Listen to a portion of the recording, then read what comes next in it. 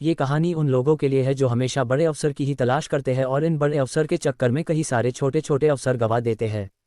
दो दोस्त थे। वो दोनों दोस्त समुद्र के किनारे जाते हैं और वहां से शंख उठाते थे और फिर उस शंख को मार्केट में जाकर बेच देते थे। इस तरह वो दोनों पैसे कमाते हैं। एक दिन वो दोनों इसी तरह समुद्र के किनारे शंख ढूंढने के लिए जाते हैं तो उसमें में एक दोस्त को एक बड़ा सा शंख मिलता है। शंख काफी बड़ा था इसलिए वो उसे देखते ही बहुत खुश हो जाता है। किंतु दूसरा जो उसका दोस्त था वो इससे जलने लगता है। वो सोचने लगता है कि इसको तो आज इस शंख के अच्छे पैसे मिलेंगे। अब वो दूसरा दोस्त भी एक बड़े शंख की तलाश करने लगता है। वो रास्ते में आने वाले छोटे छोटे शंख को फेंक देता है और सिर्फ अपना फोकस बड़े शंख को ढूंढने में ही करता है। पूरा दिन निकल जाता है किंतु उसे उसके दोस्त जैसा बड़ा शंख मिलता ही नहीं है। इस बड़े शंख के चक्कर में उसने छोटे शंख भी एकत्रित नहीं किए थे।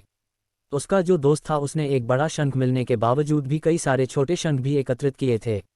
अब वो दोनों मार्केट में इस शंख को बेचने के लिए जाते हैं।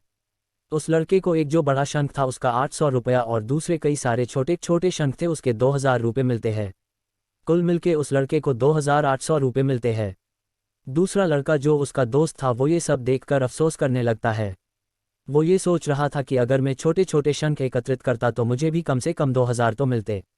तभी उसका दोस्त उसे बताता है कि तुम्हें पता है ये सारे छोटे छोटे शंख कौन से हैं।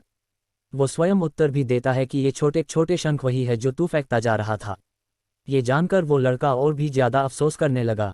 हमारी ज़िंदगी में भी ऐसा ही होता है। हम एक बड़ी अपॉर्चुनिटी के चक्कर में कई सारी छोटी छोटी अपॉर्चुनिटी को जाने देते हैं। हम हमेशा कुछ ऐसा बड़ा ही करने के बारे में सोचते हैं जिसे सारी दुनिया देखती ही रह जाए।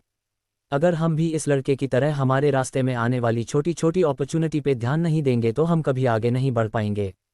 हमें कुछ बड़ा करने के चक्कर में बैठे नहीं रहना है।